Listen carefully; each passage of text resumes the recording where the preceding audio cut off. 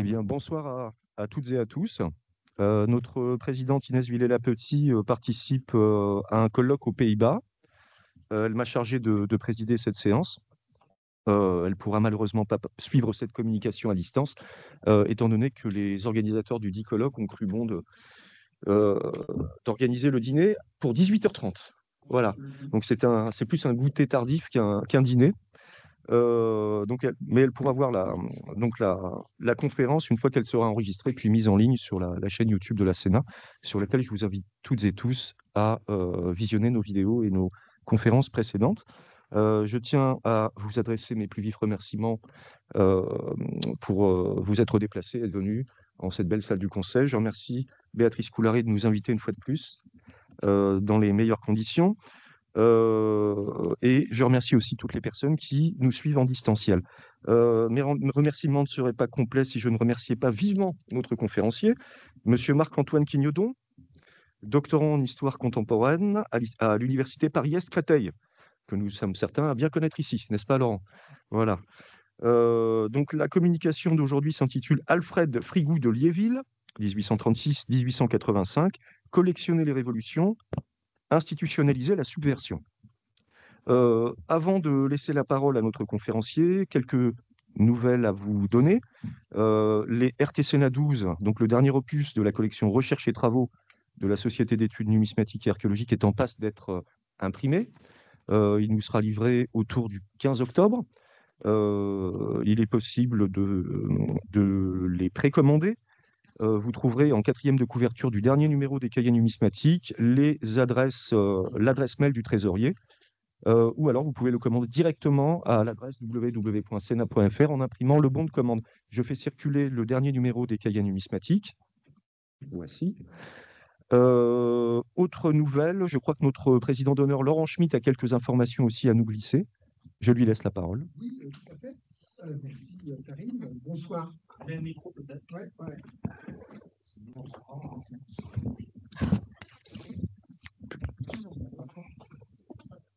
Merci bien, Béatrice, excuse-moi. Merci. Oui, bonsoir à tous et à toutes.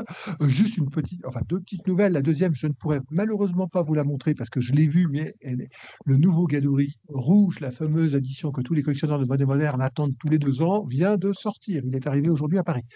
Je voulais vous parler d'un nouvel ouvrage qui est paru et qui sort dans un domaine qui n'est pas forcément le plus couru en numismatique.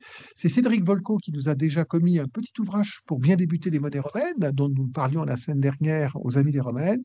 Et cette fois-ci, donc je vous fais passer le dernier ouvrage qu'il vient de faire et dont c'est sa première spécialité. La même chose, mais pour les monnaies byzantines. Donc c'est utile et ça permettra à de nombreux collectionneurs soit de débuter, soit de compléter leur documentation. Et d'autre part, c'est à un prix très attractif, donc ça permet un peu à tout le monde de l'avoir. Sinon, autrement, donc vous rappelez que la Sénat sera présente le dimanche 26 octobre à La Chapelle-Saint-Mémin comme d'habitude, et que alors normalement c'est Jean-Christophe Bertrand qui est notre relais sur place, mais je crois qu'Olivier, qui sera rentré de Monaco à l'époque, sera aussi présent. Voilà. Merci à tous et bonne conférence. Merci beaucoup. Eh bien, je laisse la parole à Marc-Antoine Quignodon. La parole est à vous. Je vous remercie. D'abord, je vous remercie pour l'invitation. Je suis honoré de pouvoir, je ne vais pas dire une conférence, mais faire une petite intervention ici ce soir. Donc ce soir, je vais vous parler de quelqu'un qui m'apparaît comme central. Je vais juste mon chronomètre parce que je n'ai pas envie de dépasser ni de... Voilà. Donc quelqu'un qui apparaît comme central dans mon travail, mais qui paradoxalement est plutôt assez insaisissable. Donc il s'agit de, vous l'avez deviné, Alfred Robert Frigou de Liéville, qui est aujourd'hui connu pour ses collections, surtout numismatiques, qu'il a léguées en 1880 à la ville de Paris et qui sont à la base du musée actuel Carnavalet. Donc Jean-Marie Brusson, dans un article de 2015, rappelle que c'est son don de 600 céramiques, 10 000 médailles et 15 000 estampes qui constituent le véritable fond du musée Carnavalet. Donc on peut penser un peu à ce qu'étaient les cabinets de curiosité à l'époque moderne, mais là on s'éloigne quand même de ce que c'était vraiment au XVIIe, XVIIIe siècle, parce qu'il n'y a pas cet aspect de merveilleux qu'on trouvait dans les cabinets de collectionneurs sous l'Ancien Régime. Là, on a vraiment une véritable cohérence et un intérêt spécifique pour les révolutions. Donc, sa particularité à Liéville, c'est qu'il a essayé d'acheter toutes les médailles qu'il pouvait trouver sur les périodes sur la période qu'on appelle le siècle des révolutions en France, donc qui va de 1789 à 1871. Donc, pour petit rappel, hein, donc bien sûr la décennie révolutionnaire qui commence cette époque, ce long 19e siècle. Ensuite, ça inclut bien sûr les médailles de la monarchie de Juillet en 1830, qui sont assez peu nombreuses. L'apogée des productions numismatiques en France, qui est 1848, avec plusieurs milliers de médailles différentes qui ont été produites, parfois en de très petits exemplaires, et toute la collection des médailles de la Commune de Paris, qui sont sujets aujourd'hui à polémique, parce qu'il y a certains qui pensent que ce sont des forgeries, d'autres qui disent que non. Bon, en fait, c'est un peu les deux. En tout cas, Liéville, il essaie vraiment d'aspirer, de s'approprier toutes ces médailles produites. Donc, en matière quantitative, le 19e siècle, c'est aussi l'apogée de la création numismatique. Ce qui est paradoxal, c'est que c'est le moment où l'État perd son monopole de la frappe de médailles qu'on en voit le plus surgir, malgré des tentatives d'encadrement. Parce que juste avant, en fait, le rétablissement de l'Empire, en 1804, Napoléon Bonaparte a fait passer une loi qui dispose qu'il est interdit de produire des médailles sans l'autorisation du ministère de l'Intérieur. Et ça, c'est une disposition législative qui est réitérée au fil des régimes. Et en fait, on voit bien qu'ils n'arrivent pas à l'appliquer. Donc, ce qui est intéressant, c'est que dès le déclenchement de la Révolution, dès juillet 89, on remarque que la médaille elle prend une place particulière en France et qu'elle passe d'un statut d'objet commémoratif à vraiment un objet médiatique, c'est-à-dire qu'on réagit à l'actualité, hein. On a envie de faire passer des messages, on veut démontrer quelque chose.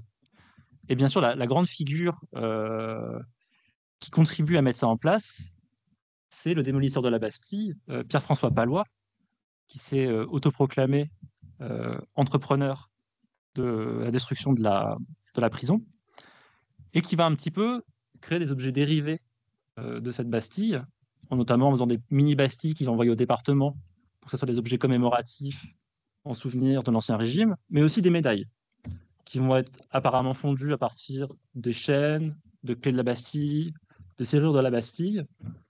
Donc il prend les matériaux de la prison pour les transformer et en faire des objets politiques. Et donc ça, bien sûr, c'est quelque chose qui intéresse beaucoup Liéville, comme les autres figures de la Révolution française d'un point de vue numismatique, notamment Augustin Dupré, hein, qui fait un peu la transition entre les médailles, j'ai envie de dire ancien style de l'Ancien Régime, avec tout ce qui est allégorie, emblème, et les médailles beaucoup plus politiques, beaucoup plus faciles à comprendre. Donc j'insiste vraiment sur ce basculement entre l'aspect commémoratif, qui était propre au roi de France, à l'aspect médiatique, au même titre qu'une estampe, qu'un journal ou qu'un pamphlet. Donc bien sûr, cette importance numérique, elle se conjugue aussi avec un éclectisme esthétique et thématique. Déjà, d'un point de vue tout bonnement matériel, il y a une mutation importante, hein. Donc là, on n'est plus du tout sur des médailles en argent, en or ou en bronze. On est sur des matériaux qui sont vus comme plus vulgaires, hein, comme l'étain, le cuivre, le plomb et même le plâtre. On verra que le plâtre joue un rôle très important au début du 19e siècle. Donc bien sûr, je vous ai mis des petits exemples. Il ne faut pas que je sois trop pressé peut-être avec le PDF. Ça se bloque, c'est pas le moment. Normalement, ça marche. Si je vous fais une conférence sur les médailles sans médailles, ça y est, je vais vous parler de la Normandie aussi, oui, c'est vrai. Alors, attendez, j'ai peut-être... alors oui, donc je vous montre quand même des médailles parce qu'on est quand même venu pour ça, hein. Donc un exemple, de médailles révolutionnaires du début de la Première République, hein, dont était assez friand Liéville, avec la médaille du sans-culotte, avec son épée, sa pique frigée, ses boulets de canon, on voit le faisceau de licteur à gauche, les rameaux, enfin toute la panoplie du révolutionnaire parfait. Donc là, on est vraiment dans la médaille politique, hein, qui circule à ce moment-là. Donc tout au début de la guerre face à l'Europe. Et inversement, il y a aussi des médailles allemandes qui circulent pour dénoncer les actions de ces vilains Français qui ont osé couper la tête de leur roi.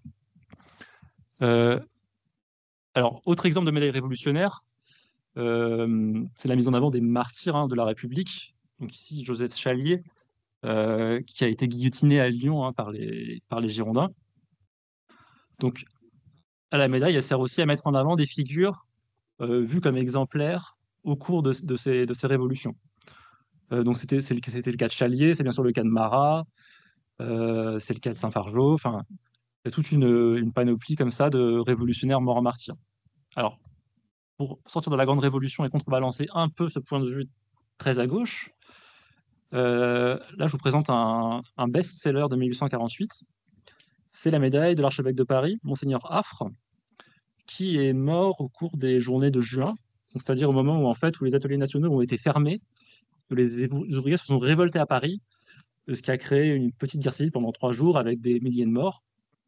Et ce qui a beaucoup choqué, c'est que Affre, qui a tenté de faire le médiateur, a reçu une balle et est mort. Et donc là, ça a vraiment éclipsé les autres productions numismatiques, et ce qui fait qu'on retrouve à Paris à l'époque des milliers de médailles d'Affre. Il y en a plein d'exemplaires différents. Et c'est vraiment quelque chose qui est mis en scène. Donc là, vous voyez sur le revers, où en fait, il donne sa médaille à un jeune homme, il lui dit que ça lui portera bonheur. Enfin, il y a tout un aspect édifiant qui est mis en avant. Donc il y a vraiment cet aspect assez ambivalent, avec un côté la Révolution et le côté plus chrétien qui était encore présent à l'époque. Vous savez, avec le fameux crise des barricades. Enfin voilà. Donc c'était encore des révolutions teintées de catholicisme. Alors, mais bon, quand même, Liéville, comment se fait-il que un Normand qui reste attaché, vous allez voir, à sa terre natale, se retrouve collectionneur de médailles révolutionnaires? Alors, pour vous faire un petit point quand même biographique, parce que je me suis rendu compte que finalement, il y avait des gens qui étaient assez connus dans sa parenté, notamment du côté maternel. Alors, je vous ai fait un arbre généalogique pour que vous compreniez un petit peu.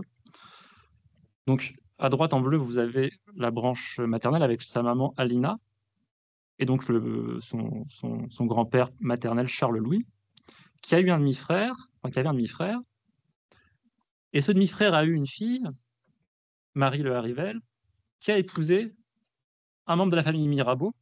Alors, pas l'orateur, Mirabeau, qu'on appelait Mirabeau Tonneau, donc un peu moins glorieux de mémoire. Mais ce qui est intéressant, c'est que de cette union est née la romancière nationaliste qui avait pour pseudonyme Gyp, donc de son vrai nom, Sibylle Riquettine Mirabeau. Et ce qui est intéressant, c'est que cette fervente nationaliste qui s'engage fermement contre Dreyfus est présente lors de l'inventaire après décès de Liéville en 1885. Et donc apparemment, il y a quand même une tentative de récupération de cet héritage artistique. Donc j'ai trouvé ça assez cocasse de voir que quelqu'un qui se plaçait à la droite de la droite était intéressé quand même par des reliques révolutionnaires. Voilà. Donc, je vous ai dit que ce Liéville, on le connaissait, mais on ne le connaissait pas si bien que ça au final, parce que finalement, il a été aussi ami avec quelqu'un d'important dont j'ai dû vous mettre le portrait, qui est Champfleury. Alors, je lu son de son naissance, qui est connu pour avoir dirigé la manufacture de Sèvres, donc très intéressé dans la céramique, comme Liéville, et qui s'est aussi beaucoup intéressé à la caricature, qui a écrit des livres sur la caricature, de la Restauration, de la monarchie de Juillet. Donc, si je vous dis ça, c'est pour vous montrer quand même que Liéville, il était bien intégré dans les réseaux de l'époque. C'est pas non plus un marginal, comme on peut penser parfois, comme j'ai pu l'entendre. Mais c'est aussi pour vous montrer qu'il y a vraiment... on ne peut pas penser la médaille au XIXe siècle sans inclure toutes les autres formes médiatiques. Il faut vraiment prendre en compte les caricatures, que ce soit des feuilles volantes ou celles qui paraissent directement dans la presse, ou même celles qui peuvent paraître dans certains ouvrages. Parce que lui, justement, Champfleury, il a écrit des ouvrages, notamment il a écrit un ouvrage sur les chats. Bon, voilà. Et il y a beaucoup de gravures dans cet ouvrage. Il faut vraiment penser que la médaille s'influence de l'estampe et inversement. Alors, qu'est-ce que je voulais vous dire aussi sur Liéville avant de passer au cœur du sujet? Ah oui, c'est quand même que pour contrebalancer un peu ce côté maternel, on va dire, classique, du côté paternel, on a une branche plus ouverte vers les fonctions édilitaires, c'est-à-dire, ce que je veux dire, c'est que le grand-père de Liéville, il a été maire d'une petite ville du Cotentin, qui s'appelle Ousville, pendant une trentaine d'années. Et en fait, c'est de là que vient le titre nobiliaire de la famille de Liéville. Parce qu'en fait, ce titre, il est décerné en 1819, c'est ça, en 1819, en juin 1819. Alors, je ne sais pas pourquoi il est anobli, sûrement pour service rendu localement. Et par la suite, c'est l'oncle de Liéville qui devient maire de la commune. Donc, il y a un lien quand même qui reste assez fort avec la Normandie. Alors, pour replacer un petit peu, très rapidement, hein, sur les collectionneurs de médailles depuis l'Ancien Régime, hein, vous savez comme moi que ce n'est pas du tout une nouveauté, ça a été très bien étudié par Thierry Sarment dans La République des médailles.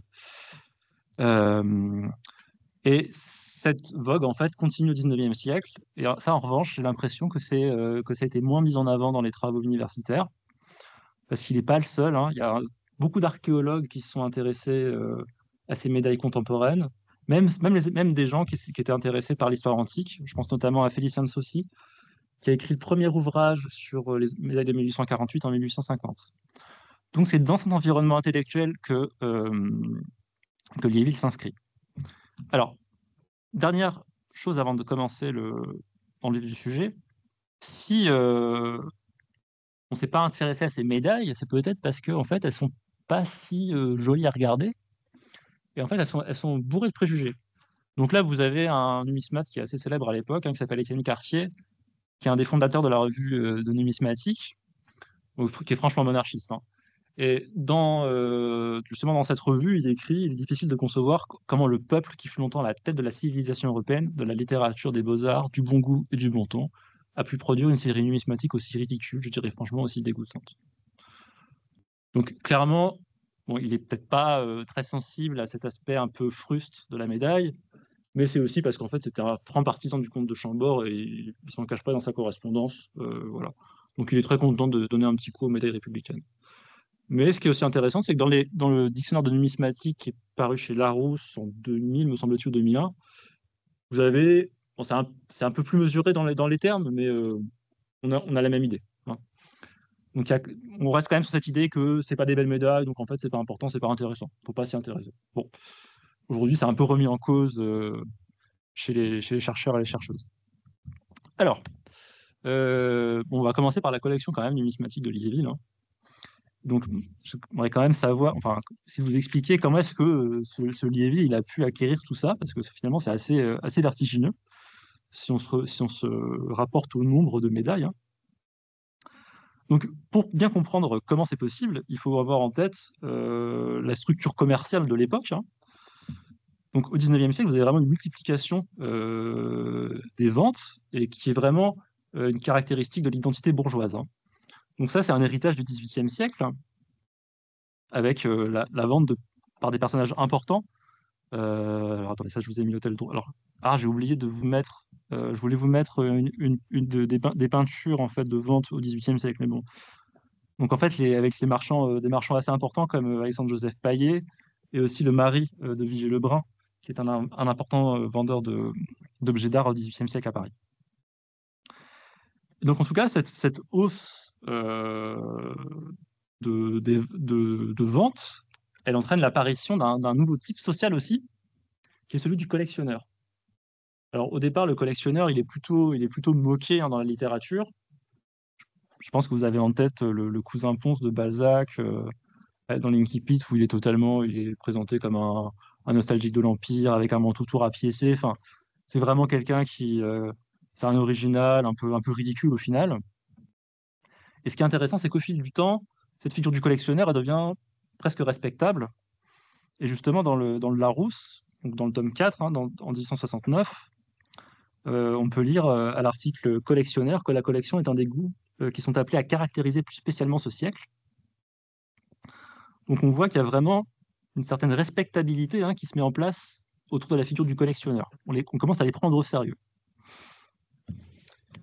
Et donc, ce qui est aussi intéressant pour comprendre ce goût pour les objets d'autres périodes, c'est l'enchaînement des régimes. Donc ça, c'est la thèse d'un historien anglais qui s'appelle Thomas Tamers, qui a montré qu'en fait, l'enchaînement des régimes et la disparition justement de ces périodes-là ait provoqué une sorte de goût pour ces objets qui avaient traversé le temps. On essaie en fait de retrouver le temps disparu dans ces objets. On essaie de saisir en fait les discordances temporelles. C'est un peu abstrait, mais en tout cas, ça crée une certaine vogue. Et justement, une figure qui est très connue pour s'être intéressée à ces objets, c'est l'impératrice Eugénie de Montiro, qui a beaucoup mis en avant les objets ayant appartenu à Marie-Antoinette, notamment au cours de l'exposition universelle de 1867, où il y a eu toute une reconstitution qui a été organisée. Et il me semble que c'était au château du Petit Trianon, je crois, avec tout un tas de souvenirs, enfin vraiment une mise en scène. Voilà. Alors, donc, cette structure marchande, elle se structure, comme je vous le disais, au XIXe siècle. Et la figure qui est hyper importante, qu'on va retrouver juste après avec Liéville, c'est celle des commissaires-priseurs, avec la création de la prophétie en mars 1801, donc sous le consulat. Et justement, ces commissaires-priseurs, il y en a certains qui sont, on va dire, un peu spécialisés dans la vente de médailles. Et celui qui est important pour Liéville, c'est Maurice de Lestre, alors, qui est totalement inconnu aujourd'hui, dont on trouve les dossiers aux archives de Paris. Et ce qui est intéressant, c'est qu'en regardant un petit peu les archives de ce commissaire-priseur, de Lestre, on retrouve le nom de Liéville et tous les experts, tous les collectionneurs des années 1860-1870. Et on voit qu'en fait, c'est un très petit monde. Donc, si vous êtes intéressé aux médailles de la commune, peut-être que vous connaissez le nom de Charles van Peteghem. Et en fait, on voit que Charles van Peteghem, justement, il est présent aux ventes qu'organise de Lestre avec Liéville, et qu'en fait, ils doivent s'échanger des informations. On n'a pas de témoignages, mais on sent bien que quelque chose se passe, quoi. Donc justement, le lieu central pour les commissaires-priseurs, c'est Drouot. Donc là, je vous ai mis une petite gravure de Gustave Doré et d'Henri Dœuf pour vous présenter un petit peu le joyeux bazar qu'étaient les ventes à l'époque. Donc Drouot, ça ouvre en 1852. Alors, moi, je ne peux pas m'empêcher de penser que Drouot ouvre en même temps à peu près que les grands magasins. Donc, est-ce qu'il y a une stratégie de distinction de la part des classes bourgeoises dans l'acquisition de biens, d'objets d'art? Peut-être, je ne sais pas. En tout cas, ça, c'est un aspect de la culture matérielle qui est très importante pour la bourgeoisie. Et donc là, bien sûr, j'emprunte aux travaux de Manuel Charpie, qui a consacré sa thèse de doctorat aux objets au XIXe siècle. Et donc, ce Liéville, si on commence à s'intéresser un peu à ses ventes, on voit qu'il les fréquente, en fait, et dans les journaux de l'époque, il est parfois cité comme étant un collectionneur habitué, une figure qui est bien connue. Il y a un article du Figaro en novembre 1874 où il est cité, justement. On dit qu'il est là pour un peu repérer ce qui va se vendre dans la semaine suivante. Donc, je ne sais plus si je vous ai mis la citation de l'article du Figaro. Donc, avec novembre revient l'animation à l'hôtel des ventes. Aussi, les grands jours d'exposition, les dimanches de la rue Drouot vont-ils reprendre leur physionomie si parisienne? En effet, le dimanche n'est pas un jour de vente, c'est le jour consacré par les commissaires-priseurs à la curiosité. Le dimanche permet aux grands collectionneurs de se promener au milieu des richesses qui seront vendues dans le courant de la semaine sans être trop remarqués. C'est un spectacle vraiment plein d'intérêt pour les initiés qu'au devoir d'un côté les collectionneurs émérites et de se suivre de l'œil et noter les regards des uns, les allées et venues des autres. Et juste après, vous avez le nom de Liéville parmi d'autres collectionneurs. Et donc là, on retrouve un petit peu aussi l'ambiance qui est décrite par Zola dans le Bonheur des dames. Enfin, c'est vraiment caractéristique de l'époque. Alors, donc justement, c'est un milieu qui est finalement assez codifié, parce qu'à côté de l'hôtel des ventes et des commissaires-priseurs, vous avez aussi des boutiques qui sont spécialisées. Et donc, en cherchant un petit peu dans les papiers de Liéville à la BHVP, on retrouve des factures de certaines boutiques de numismatique. Donc là, celle-ci, en fait, elle récapitule 4 ans d'achat. C'est la boutique de Roland et Feu Ardent. Donc là, on est entre 1877 et 1880. Et on voit que sur 4 ans, Liéville, il dépense presque 4000 francs en médailles et autres accessoires comme médaillé. Alors 4000 francs à ce moment-là, on est sur le salaire annuel d'un vendeur au bon marché, quoi. Donc c'est quand même, si je devais faire une analogie, ce serait pas loin de 20 000 € aujourd'hui sur 4 ans. Donc c'est quand même un chiffre, c'est tout à fait anachronique, ce que je vous dis, mais voilà, ça vous donne une idée. Alors, donc bien sûr, il y a l'achat, mais il y a aussi les reproductions, en fait. Parce qu'on se rend vite compte que, comme je vous l'ai dit, certaines médailles, elles sont pas forcément frappées, mais fondues. Et comme nous l'explique Saucy dans son petit livre en 1850, en fait, elles sont produites à très peu d'exemplaires. Donc si on veut avoir certaines médailles, il faut les reproduire. Et donc ce qui est vraiment intéressant, ce qui m'a beaucoup étonné, c'est que vers 1830 commencent à apparaître des médailles, des manuels pour reproduire les médailles. Donc vous aviez en fait le mode d'emploi, si vous vouliez reproduire la médaille de votre copain parce que vous ne la trouviez pas ailleurs. Et apparemment, Liéville, lui, il a fait quand même appel à des artisans pour avoir accès à des médailles qui étaient introuvables. Alors, comme je vous le disais, une des techniques, c'est le surmoulage en plâtre, qui est apparemment très répandu à l'époque. On trouve des articles dans la presse. Et je pense que vous avez vu, il y a 2 ans, il y a un livre d'Alain Corbin qui est sorti justement sur le plâtre, Fragilitas, et il explique qu'entre 1815 et 1855, c'est le siècle du plâtre, tout est en plâtre. Et forcément, on trouve du coup des médailles en plâtre qu'après on peut éventuellement colorer pour donner un aspect en fait réaliste à la médaille. Donc il y a plein d'astuces. Vous avez un article dans la presse en 1842 qui parle de ça. Et autre technique un peu plus compliquée à comprendre, qui s'appelle la galvanoplastie, qui permet de reproduire des médailles en faisant des clichés. Et justement, je sais pas, non, je ne vous l'ai pas mis là, mais Liéville, il fait appel à des artisans qui vont venir lui reproduire ces médailles par cette technique-là. On a un artisan qui s'appelle Xavier Comte, et par exemple, en 1874, il livre 194 médailles de 1848 à Liéville. Donc vous avez tout un écosystème en fait d'artistes et d'artisans qui gravitent autour de Liéville. Alors, ce qui est intéressant, c'est que Liéville, à force, devient un collectionneur expert. C'est pas un simple collectionneur. On a vraiment un vrai travail de collecte, une vraie recherche. Et bien sûr, ce qui est intéressant, c'est que Liéville publie un livre en 1877 qu'il appelle « Histoire numismatique de la Révolution de 1848 ». Donc en fait, il reprend un peu ce qu'avait fait Saucy, c'est-à-dire qu'il va présenter des médailles en essayant d'expliquer un peu le contexte. Donc dans cet ouvrage, on compte plus de 700 médailles. Donc c'est pour vous donner aussi une idée de l'importance du nombre de médailles qui étaient produites à l'époque. Et moi, ce qui m'a aussi intéressé en tant que doctorant en histoire, c'est le moment de la publication de son ouvrage. Donc on peut penser, 1877, c'est la période républicaine, c'est la Troisième République. Mais si on est un peu plus fin dans la chronologie, c'est le moment où la Troisième République, on n'est pas sûr qu'elle survive, et c'est le moment où elle est en crise, où justement c'est MacMahon qui est président de la République, et qui dissout la Chambre et qui ne respecte pas les élections. Enfin, toute ressemblance avec l'époque actuelle est fortuite, bien sûr. Mais il ne fait pas vraiment bon à être peut-être un collectionneur de révolution. D'accord ? Et c'est pile à ce moment-là, justement, que Liéville publie son ouvrage sur 1848. Alors, je vous rappelle, quand même, 1848, c'est resté dans les consciences comme le moment de désordre, parce que le peuple a réussi à prendre le pouvoir, que les gens ont voulu manger à leur faim, enfin, plein de choses scandaleuses comme ça. Et bien sûr, le retour à l'ordre ensuite avec Bonaparte. Donc il y a vraiment quand même encore une mauvaise image de 48, si je vous dis ça pour ça.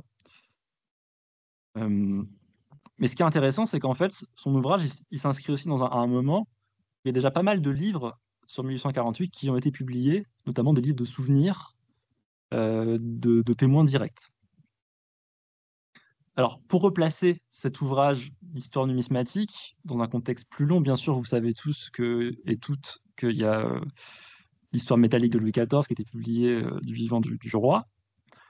Mais au siècle des Révolutions, ce n'est pas la première fois qu'on trouve des histoires métalliques sur les événements révolutionnaires. Vous avez déjà en 1806 une histoire de la Révolution par Milin.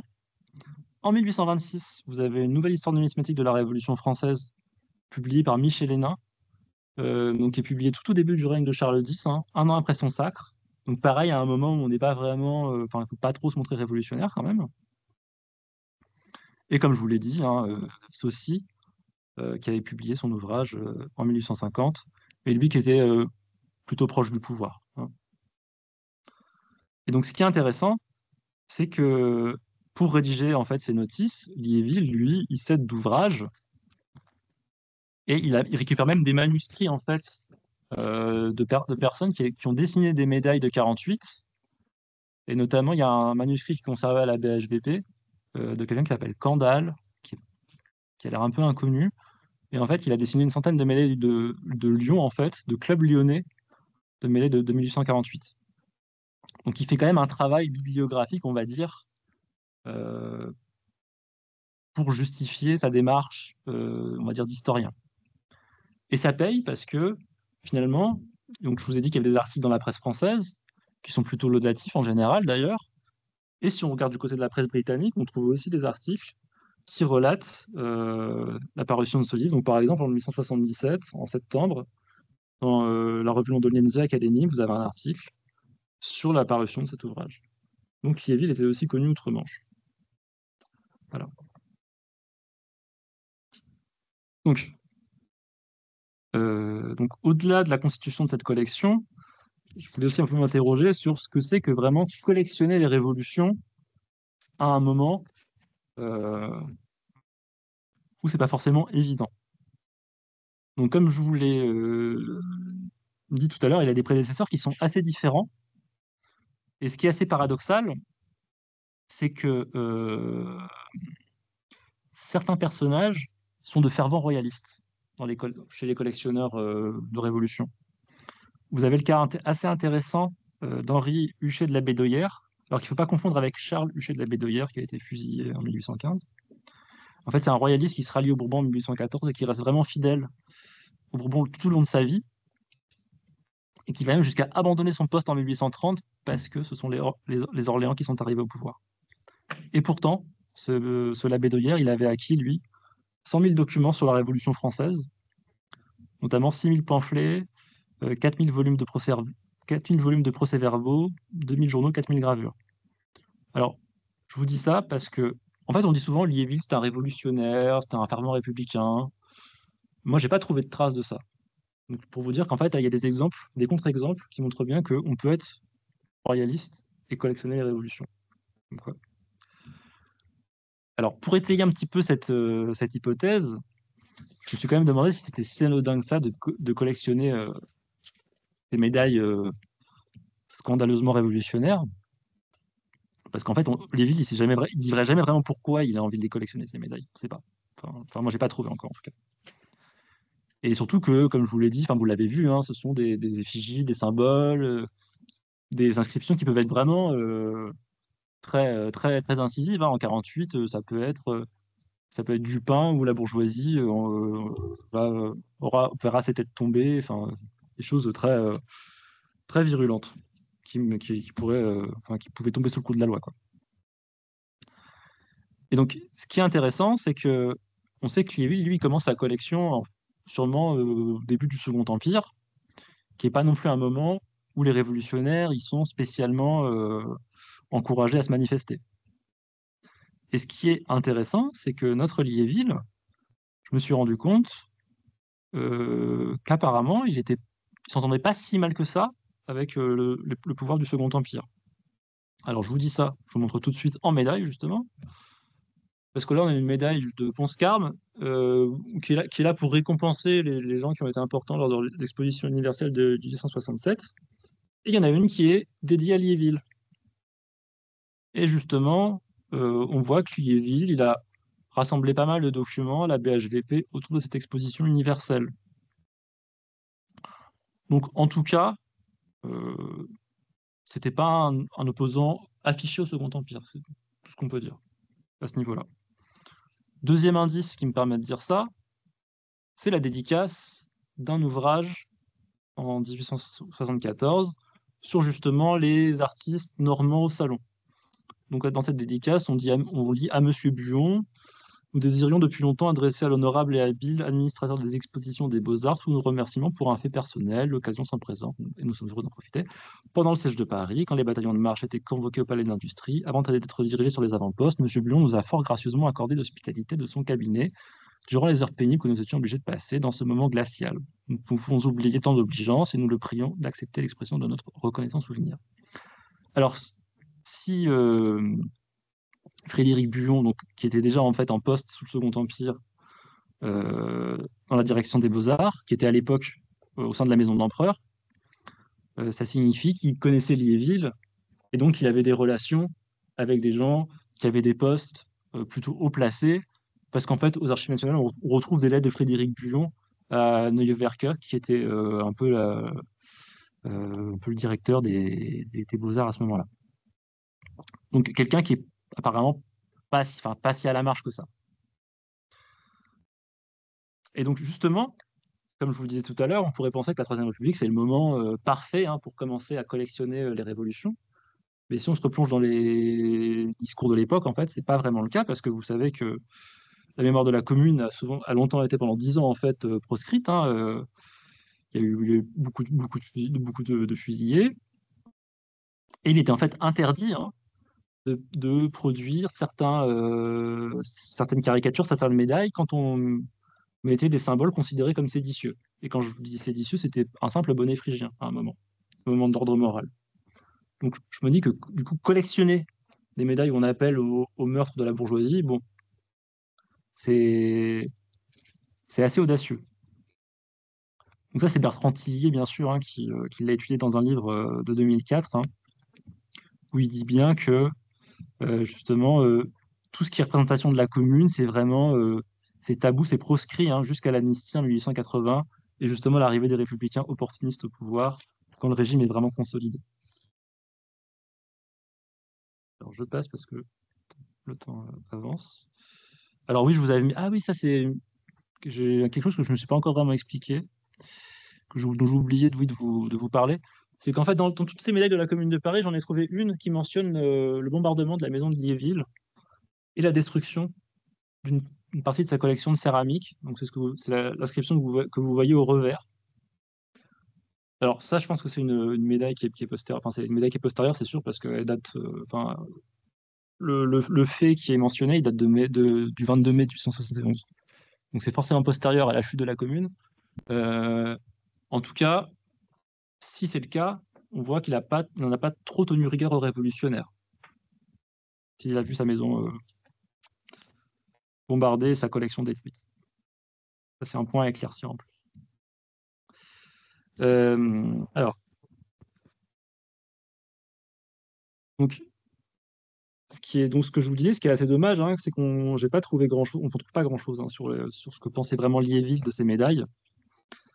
Et peut-être la seule piste qu'on peut exploiter, c'est l'introduction de son histoire de numismatique de 1848, où il y a une réflexion qui est assez intéressante.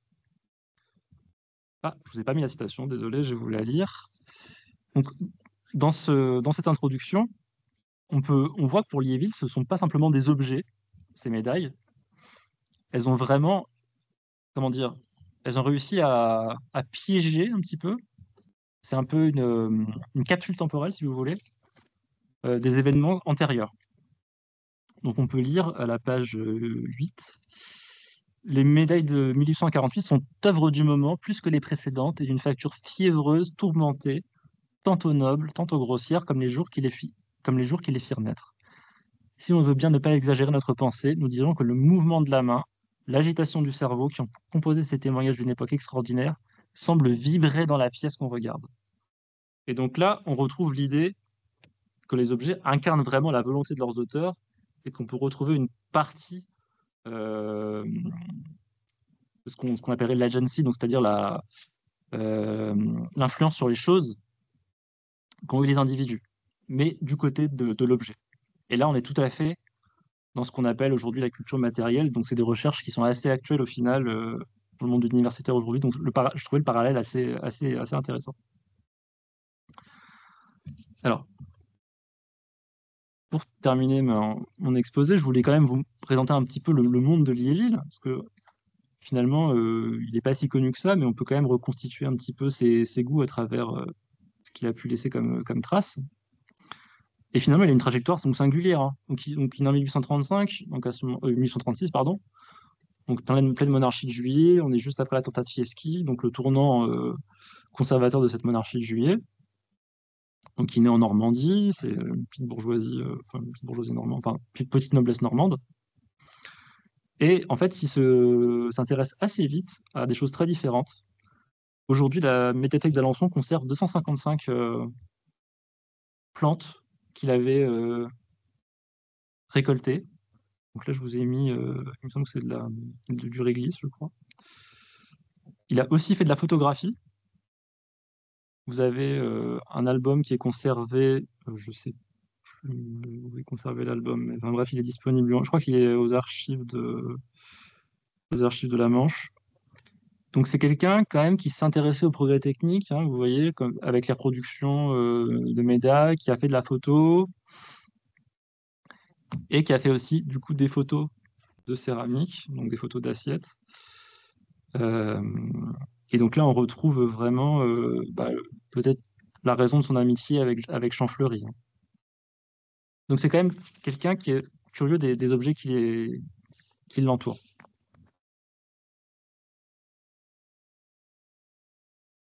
Et c'est une fois seulement qu'il arrive à Paris, enfin qu'il s'installe définitivement à Paris, au Batignolles, hein, qu'il semble abandonner la photographie parce qu'il n'a pas fait de photographie parisienne. Et je termine un peu sur un petit point un peu people, on va dire, de Liéville, pour un peu le réhabiliter quand même. Donc pour vous dire qu'en fait, c'était pas un collectionneur totalement désuet, isolé de son monde, comme pouvait l'être le cousin Ponce dans Balzac. Hein. Bon, déjà, il était membre de plusieurs sociétés savantes. Donc, pas forcément pas les plus rigolotes, j'ai envie de vous dire. Il est membre d'une société numismatique, bien sûr, la société numismatique belge, la société d'apiculture aussi.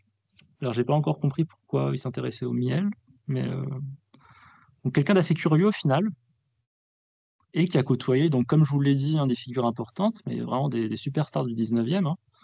Il connaissait Édouard Manet, on retrouve des lettres de Zola dans sa correspondance. Donc, je vous ai bien beaucoup parlé de Champfleury. Il y a quand même une toile d'Ange Tissier qui a été conservée. Il connaît des peintres aujourd'hui qui sont un peu oubliés, comme Charles Kreuzberger. Donc c'est quand même quelqu'un qui devait être un peu mondain. C'est quelqu'un aussi qu'on informe, parce qu'on voit dans sa correspondance qu'on lui dit, tiens, il y a la vente, par exemple, de Duranty en 1881, qui a lieu, donc ça peut vous intéresser. C'est quelqu'un qu'on contacte pour demander des expertises. C'est quelqu'un à qui on vient demander de visiter sa maison pour montrer ses collections numismatiques et céramiques. Et donc, qui fréquente aussi le monde politique, qui fréquente des personnes qui vivent à l'étranger, et qui fréquente aussi, du coup, je termine sur le musée Carnavalet, qui a beaucoup fréquenté Jules Cousin, donc qui a été à la bibliothèque de l'Arsenal jusqu'à la fin du Second Empire, et qui après est vraiment l'autre figure qui permet au musée Carnavalet de devenir le musée aussi important qu'il est aujourd'hui. C'est en fait un projet qui est assez ancien, qui a démarré, c'était déjà une idée sous la Restauration, idée qui est réactualisée sous le Second Empire avec la disparition de l'ancien Paris. Et justement, la collection de Liéville, pour comprendre cet ancien Paris, elle est bienvenue dans ce musée Carnavalet qui est cédé en 1880 et qui en constitue la base. Voilà, je vous remercie.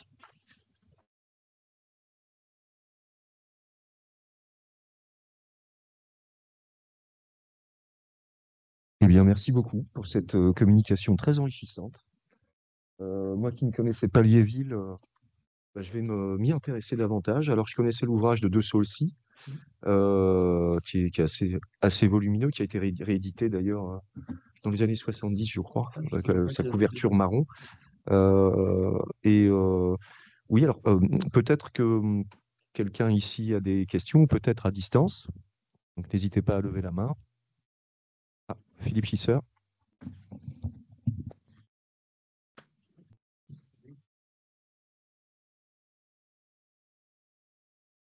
Oui, merci de cette conférence très intéressante. J'avais une question. Quels sont ses revenus? Enfin, quelle est l'origine de ses revenus? Alors, il est orphelin très jeune, hein. Ses parents meurent quand il a 8 ans. Donc, je pense que ça vient du l'héritage familial. Parce que l'apiculture pourrait être un début d'explication, puisque petit noble, propriétaire terrien et avec des revenus qui pourraient être liés à l'apiculture ou C'est vrai que c'est un aspect que j'ai pas soulevé dans la communication, mais on retrouve beaucoup de lettres. On lui demande quand même de payer ses factures. Ça a l'air d'être un très bon payeur. il achète trop de médailles. Beaucoup trop de médailles. Compulsif, oui. Mais ça, c'est vrai que c'est un point qui est encore qu'il faut que j'éclaircisse.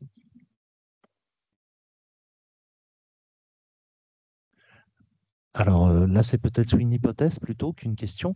C'est est-ce que justement, c'est pas parce qu'il est si bien intégré dans la société et par la noblesse qu'il peut se permettre de collectionner les médailles révolutionnaires parce que ça ne prête pas à confusion par rapport à ses opinions et à sa position sociale. Ah, ça, Mais s'il paye mal ses factures, alors, je sais pas du tout. Le problème, c'est que il n'y a pas d'écrit direct, en fait, et personne ne crie. Enfin, j'ai pas trouvé de critique à son égard. C'est que c'est compliqué. C'est vraiment un aspect, enfin, qui c'est un biais de source qui me manque. Il faudrait trouver peut-être dans ces lettres qu'il a adressées que j'ai pas encore trouvé. Il faudrait peut-être que je regarde du côté de Champfleury s'il y a des choses. Ou, je sais pas du tout.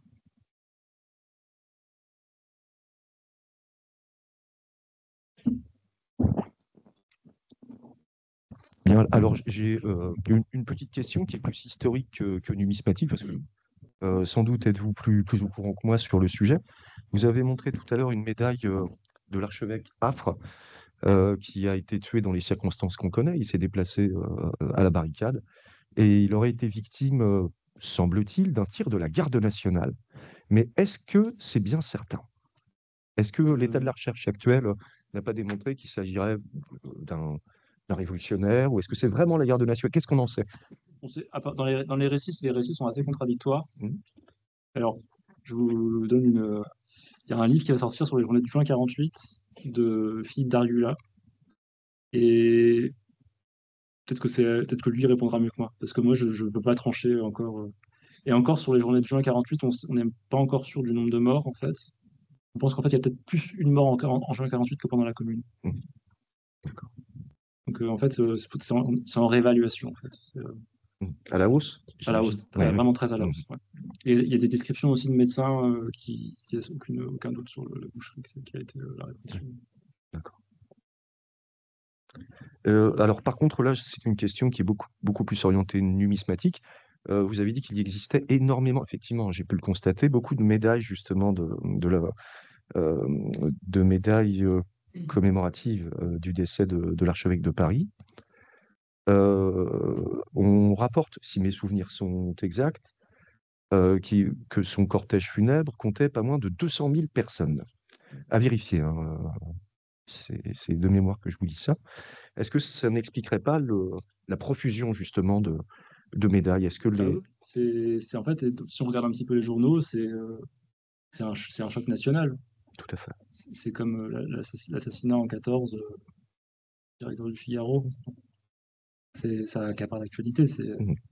Et il y a même il y a un article là qui est paru très récemment d'une historienne anglaise dont j'ai oublié le nom et qui s'intéresse justement à tout l'aspect, aux à côté en fait de ce deuil. Mais oui, c'est un des grands deuils du Mhm. 19e siècle, hein. Ouais. Pas autant que Victor Hugo. Mais... C'est sûr. Merci beaucoup. Excusez-moi. Moi, je voudrais revenir sur les opinions. Est-ce il y a une formulation précise de ses opinions politiques? Parce qu'on connaît son origine d'une noblesse provinciale. Mais d'un autre côté, il y a des échanges épistolaires, donc avec des gens qui seraient plutôt républicains, libéraux, plutôt très démocrates, plutôt dans l'autre sens. Est-ce qu'on a une exacte connaissance de ses opinions politiques? Alors, on peut éliminer les choses. Je suis convaincu qu'il n'est pas un révolutionnaire. Parce qu'en fait, quand on lit un petit peu les descriptions des médailles, quand on les explique, on voit bien qu'il y a, il y a de la critique, enfin, il y a un œil qui est trop partial pour qu'il soit vraiment révolutionnaire. On voit quand même qu'il intègre au Second Empire, apparemment. Il est aussi plutôt bien intégré à la Troisième République, parce il a des lettres de sénateur. Enfin, je pense que c'est un modéré, ou comme pour reprendre l'expression de Pierre Sardin, une girouette peut-être, je sais pas. C'est bien possible. Ce serait pas le premier.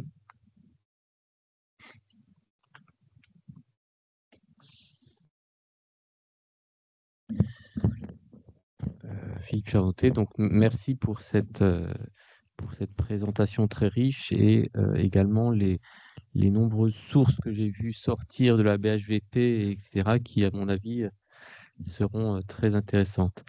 Alors moi, juste une petite remarque. D'abord, sur le fait de vouloir en faire à tout prix un révolutionnaire.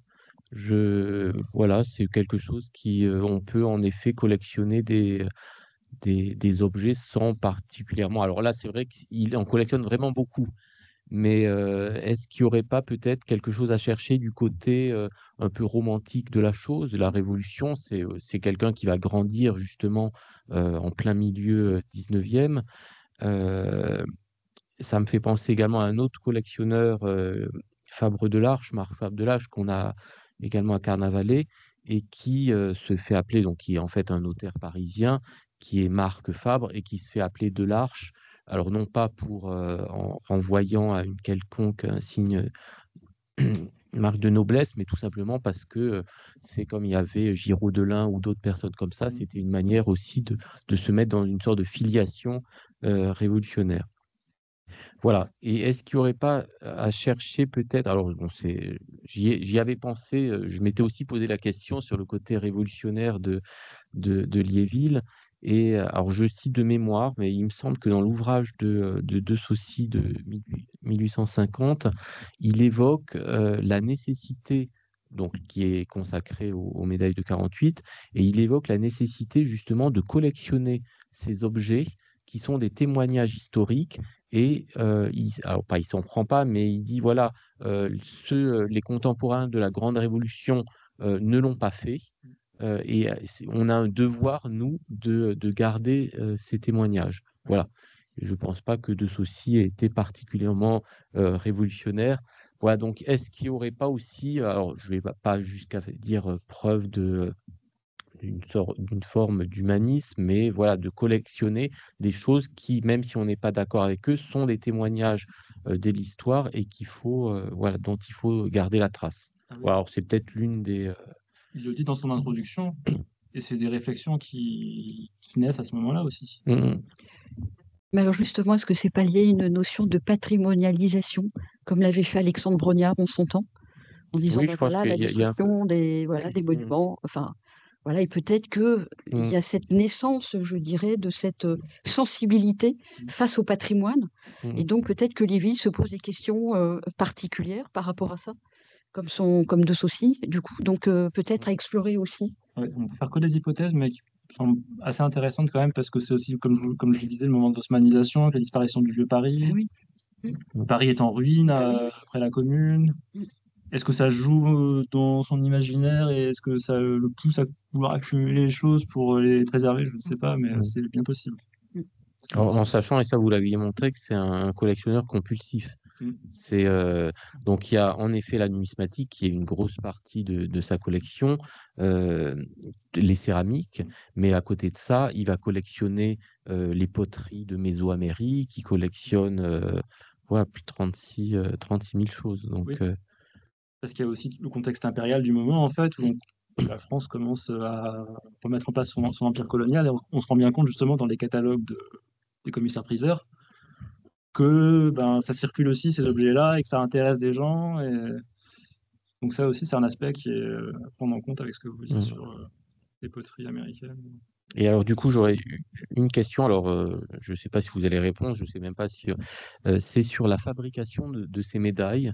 Alors, pendant longtemps, alors quand on les voit comme ça, quand on les a entre les mains, elles sont assez, alors je dirais pas frustres, mais on a l'impression qu'elles ont été faites dans des moules, que ça a été souvent c'est manuscrit, il y a des petits dessins et tout. Donc moi, j'imaginais des choses faites un peu à la va-vite, au coin d'une barricade, etc. Alors que non, on a les coins existent, donc c'est des objets qui ont été travaillés. Est-ce qu'ils sont... Alors voilà, donc ma question, ça serait, est-ce que vous avez réussi à en savoir un peu plus sur la fabrication même de ces médailles et surtout sur le moment de leur production? Parce que pendant longtemps, je me suis dit, bah, tiens, c'est fait au fur et à mesure, mais est-ce qu'elle ne serait pas finalement un peu postérieure à 48? Alors, pour 48 ou pour la période, parce que j'ai un exemple pour la Commune de Paris, il y a où j'ai retrouvé en fait des registres de commandes, et en fait, on voit qu'il y a quand même une très forte... ils vont très vite. Et même dans les papiers de Palois, on retrouve un contrat où ils demandent aux graveurs de se dépêcher en fait de produire 300 médailles parce qu'il veut que ce soit prêt pour le mois prochain. Donc il y a quand même une réactivité qui est importante. D'accord. Mais il ne faut pas oublier qu'il y avait les balanciers. On pouvait facilement, je dirais, avoir un balancier qui permettait, voilà, un petit balancier à main. Ça ne posait pas de problème, hein. Donc, et c'est bien la raison pour laquelle l'administration des monnaies et médailles va vouloir, pendant des décennies, vraiment bloquer l'autorisation de détention parce que on a un balancier, on peut fabriquer de la fausse monnaie aussi, bien sûr. Mais donc, du coup, voilà, le fait que ça puisse être, je dirais, des outils, des machines-outils à la disposition à la fois des orfèvres, etc. Donc, franchement, ça explique aussi cette production. Il y a beaucoup, voilà, vous pouvez avoir dans une arrière-cour des balanciers, ça pose aucun problème. Voilà, donc après, il faut vraiment réguler tout ça. Ça, c'est une autre question, mais je pense que la fabrication, vous avez plein d'artisans. Et donc, ils surfent aussi sur justement l'assassinat sur les barricades voilà, de Monseigneur Affre, etc. Donc, un événement, et ça permet de produire, puis voilà, il faut bien gagner sa vie aussi. Donc, tout ça, c'est vraiment extrêmement intéressant et ça mériterait d'être un petit peu creusé aussi. Et puis de regarder les objets et voir si vous arrivez à déterminer justement des critères similaires sur certaines productions pour dire voilà, ça c'est vraiment très très proche. Voilà, et puis commencer tout doucement à les Et regarder. peut-être aussi, alors je ne sais pas du tout si vous avez regardé du côté justement des graveurs, du métier de graveur. Oui. On sait que les typographes par exemple, Ah oui. étaient très impliqués Oui, oui. au moment de 48. Est-ce que les graveurs ont eu je ne sais pas, hein, ont eu un rôle particulier ou se sont investis dans les bases de données de Jean-Claude Farcy sur 1848, il y en a un petit peu, mais pas plus que d'autres artisans. Et ce qui est intéressant, c'est qu'il y a des professions, aujourd'hui on ne pourrait pas du tout penser qu'elles vendent des médailles, mais en fait les quincailliers à l'époque, ils vendent tout et n'importe quoi, j'ai l'impression, et ils vendent des médailles aussi. Et donc en fait, c'est une piste que je veux explorer pour voir s'il n'y a pas dans des faillites, s'il n'y a pas si on ne voit pas des stocks de médailles qui traînent, mais c'est possible, parce que ça se vendait aussi dans les quincailleries. Merci. Alors, je ne vais pas parler de la technique de fabrication. Les matériaux qui sont utilisés, ça avait marqué, c'est soit des alliages de plomb, soit des alliages d'étain, qui permet des points de fusion très bas. D'accord. Donc, un petit artisan réalise avec le fond bleu, et ça permet aussi une dureté qui est très faible. Et donc, ça permet une frappe très facile. Ah oui, bien sûr. Avec des petits balanciers, justement. Oui, ou des moutons. Et donc, cette technologie est facile d'usage, et ça m'avait marqué parce que dans le monnayage, on ne trouve pas d'équivalent. C'est vraiment typique des médailles de 1848, même la première fois. D'accord. Ça, c'est un aspect qui est plus compliqué à trouver dans les sources, en fait, des témoignages. Vraiment, le matériel, il faut faire l'inventaire, mais j'imagine que dans les collections de la Monnaie de Paris, les proportions entre le cuivre, je ne parle même pas des métaux précieux, mais le cuivre par rapport à régule, au plomb, ou à l'étain, doit être anormal des collections de 17 000. Bon, non, mais oui, moi j'ai plusieurs choses à vous signaler. En tout cas, merci beaucoup pour votre présentation. D'ailleurs, ça va peut-être intéresser aussi Philippe. La première question, la collection entre comment et pourquoi à Carnavalet. Et est-ce qu'elle est donnée ou payée? Ça, c'est un don. C'est un don. C'est un don, ouais. Donc cet homme-là n'avait pas d'argent, mais il donne sa collection. Ah non, puisqu'il ne payait pas ses factures. Et... Ça c'est une question. Voilà. Ouais. Ah, ça, D'accord. Donc, il va donner ses collections. Vous avez évoqué à un moment donné un achat à feu ardent 4000 francs or qui représente à peu près. Non, c'est beaucoup plus qu'un salaire le frère du Petit Chose. Donc, le Petit Chose, c'est 1865. Il gagne 100 francs par mois. Il est employé aux Écritures. Donc, ça fait 1200 francs par an.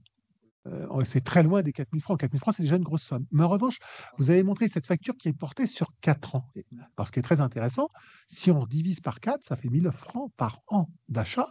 Et il faudrait savoir après le dispatching. Parce qu'en réalité, notre collectionneur compulsif, c'est un amasseur. C'est-à-dire qu'il va acheter des tas de médailles. Il faudrait revérifier. Alors là, je n'ai pas ça en tête, mais vous avez les catalogues de serrures. Serrure a été le grand marchand de la fin du 19e, c'était un des grands concurrents de Rollin et Ferdinand. Et à la fin des catalogues, il met souvent des médailles révolutionnaires. Et vous aurez des prix à l'unité. Dans les années 18, il meurt en 96, donc il meurt 10 ans après Léville, mais ça vous permettra de voir à quel prix c'était vendu. Et alors d'autre part, ça c'est la deuxième chose, parce que en réalité une facture sur 4 ans de 4000 francs or, ça paraît énorme en effet, mais en réalité c'est à peine c'est le prix d'un bon des Cadrachmes de Syracuse. Ou d'un Quimon, hein, voilà. Donc, ce n'est pas une somme si énorme. Et par contre, on peut avoir peut-être des centaines ou des milliers de médailles correspondant, en fin de compte, à cet achat. En plus, il faut repenser à quelque chose. Vous avez parlé tout à l'heure de Milan, 1806, de Hénin, 1826. Tout ce qui est normalement dans le Hénin, et encore plus ce qui est dans le Milan, a des chances d'être officiel. Mais ensuite, 1848-1871 va être l'occasion de faire des multitudes de refrappes. Vous avez parlé aussi tout à l'heure de galvanoplastie, qui se développe justement à partir des années 1850, nouveau procédé qui permet de reproduire facilement, d'échanger des choses qu'on n'avait pas avant et qui se substituent au soufre qu'on avait avant ces périodes-là.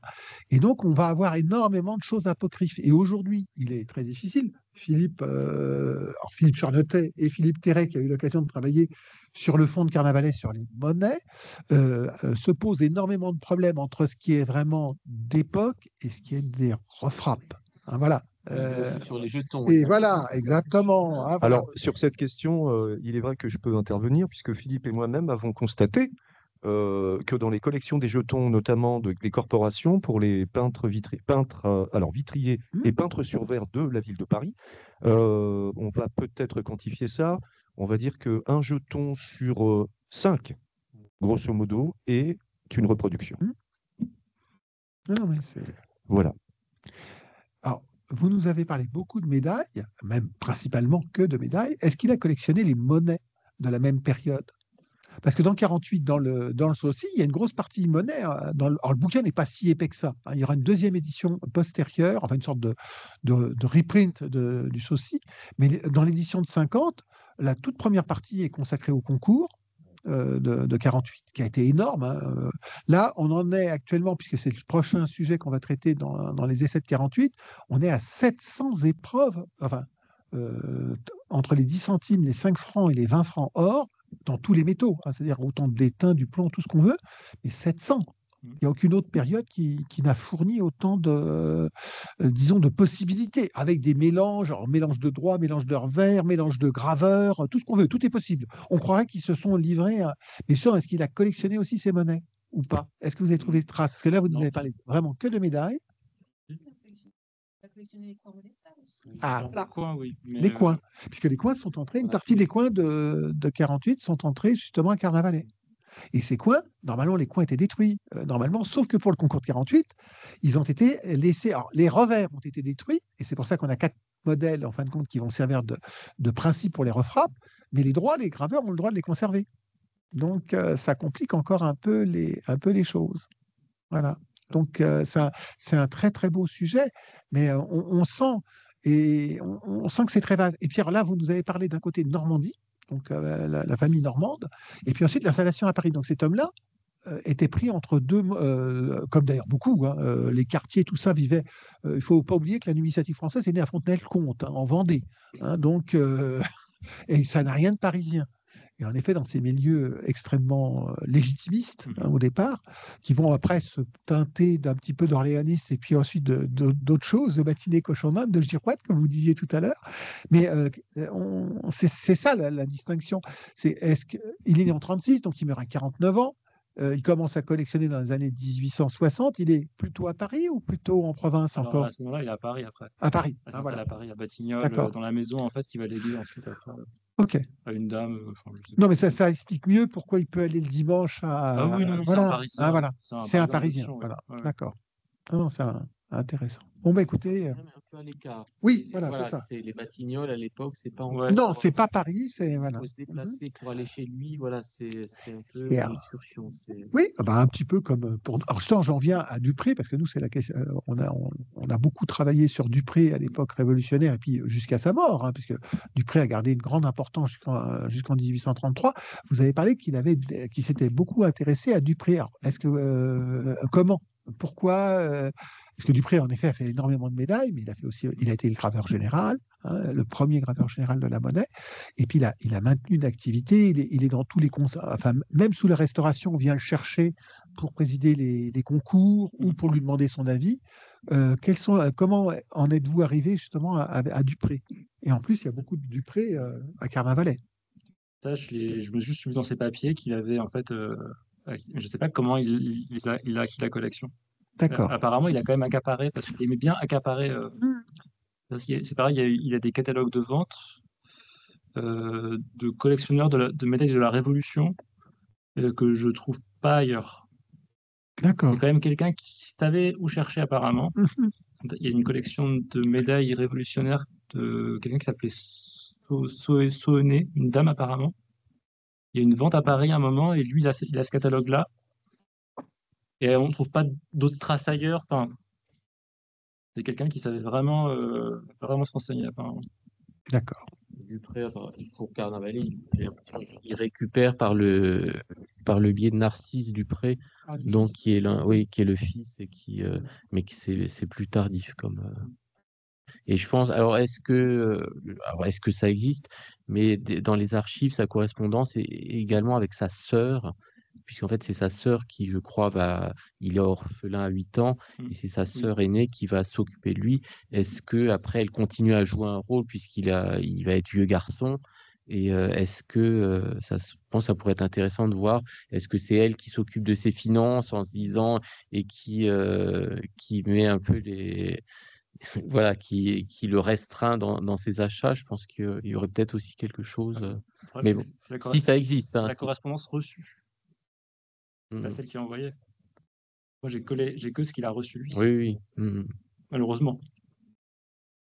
Il n'a pas eu d'enfants comme l'héritier Il n'a pas d'enfant, non.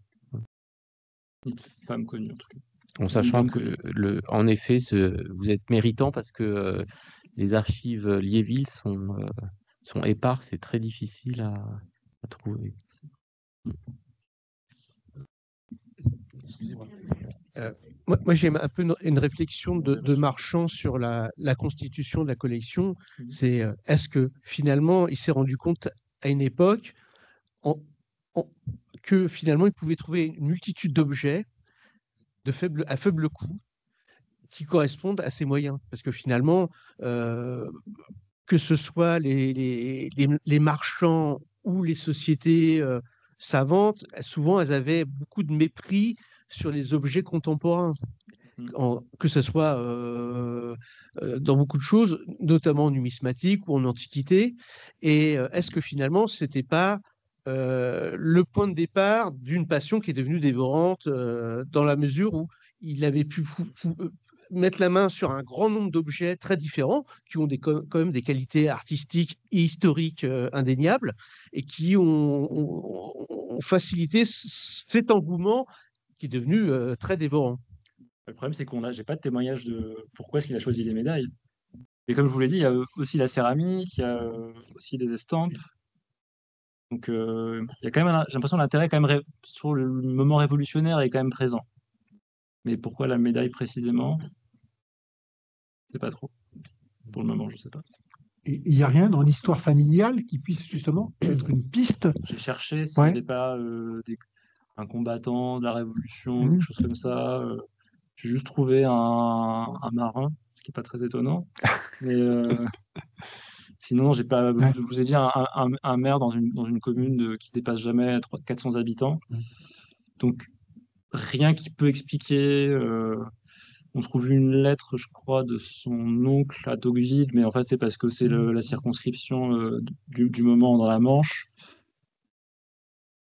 Non, pas de martyr révolutionnaire. Pas d'attache philosophique, genre maçonne et choses comme ça. J'ai pas trouvé ça non plus.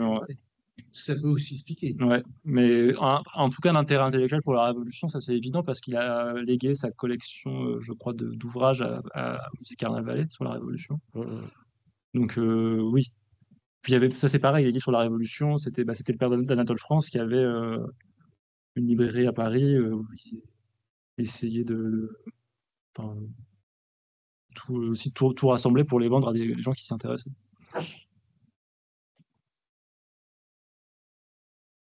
Pas d'autres questions? Bon. Eh bien, merci encore. Merci à vous. Merci pour vos remarques.